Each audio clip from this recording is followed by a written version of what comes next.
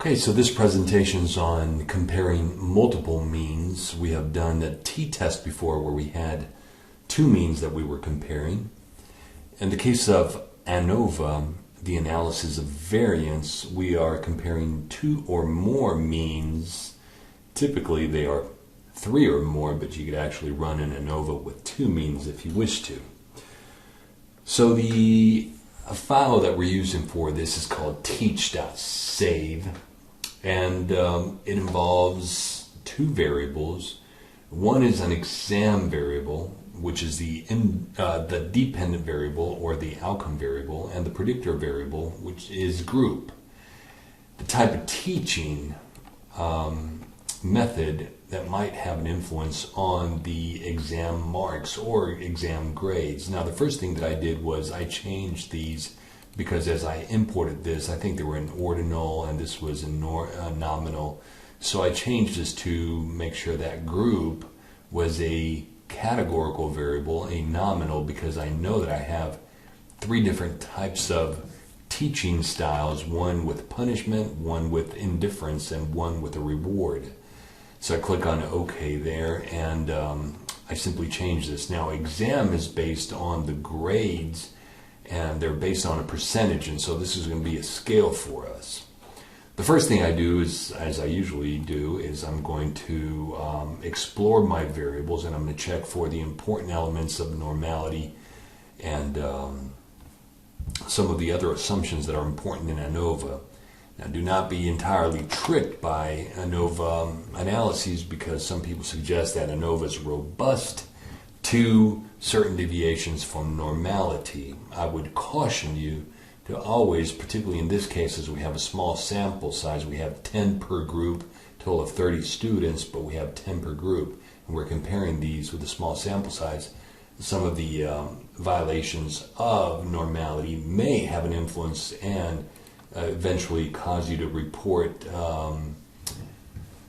biased estimates. So the important thing here is to make sure that we're looking at the each one of these groups and how the exam grade or exam mark behaves across it. So we know that the mean is 50, we have the confidence interval for it and so forth, and we have skewness and kurtosis down here that kind of gives us an idea of normality.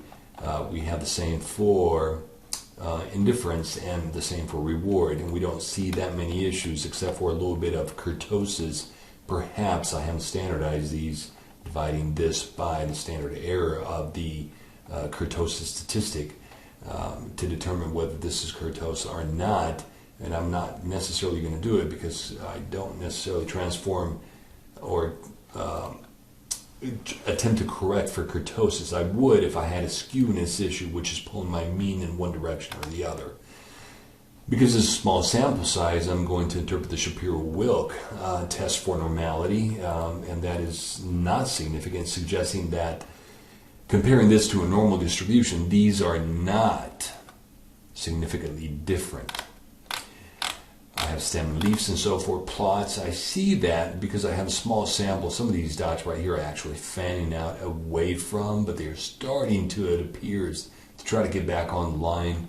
This is comparing our data against a normal distribution. Same thing is happening with this data across the normal distribution for indifferent, and the same thing, somewhat same thing as in the fact that this one's fanning out a little bit from. But we already eyeballed this, and if our eyeball tells us something, we come back here and we make sure that we cross-reference our visual inspection of the data with the Shapiro-Wilk's statistics, which we should trust. Last thing that we have is the D-trend, and we also have the box plots, which show us actually, you know what, this does not appear to be abnormal at all as we're looking at this. We have a nice body, maybe a little bit big right here, but you know, our highest value and the lowest value relative to the body is not necessarily that different, and the same thing happens for reward and punishment. So if you eyeball this, the question is, are these means different from each other? It appears that the median here is about 65 something, and the mean would be somewhere here in the middle as well, close to 65. For this it would be close to 55, and for this one it would be close to 50. So if we're eyeballing this, we might suggest that, you know what, these are different, but we must run statistical analyses on this to make this determination. So what we do is we compare means, take it down to the one-way ANOVA. I've already inserted the variables, but I can actually pull them out and do this again. So I have a dependent variable. In this case, it's going to be the exam mark or the grade that the student got, and my factor categorical variable is going to be type of teaching method. And again, the factor has 3 levels in it, and those 3 levels are rewarding, indifference, and punishment. I could click on contrast, but I'm not going to do that. I'm simply going to click on post hocs, and I'm going to click on Bonferroni, and I'm going to click on games how. Don't be frightened by all these names. I used to look at this and I say, what are these things and how would I interpret them or understand them?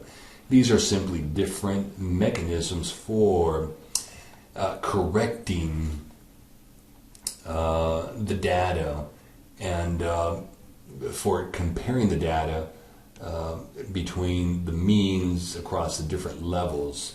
The reason I said correcting the data is because if you have equal variance is not assumed, a violation of homogeneity of variance as determined by the Levine's test, you would then use a comparison, the games how comparison, post hoc comparison to look at the data to see if these guys are different amongst each other. So let's go ahead and click on continue, and then simply click on continue. And so the output is here. The first thing that I have is descriptive statistics.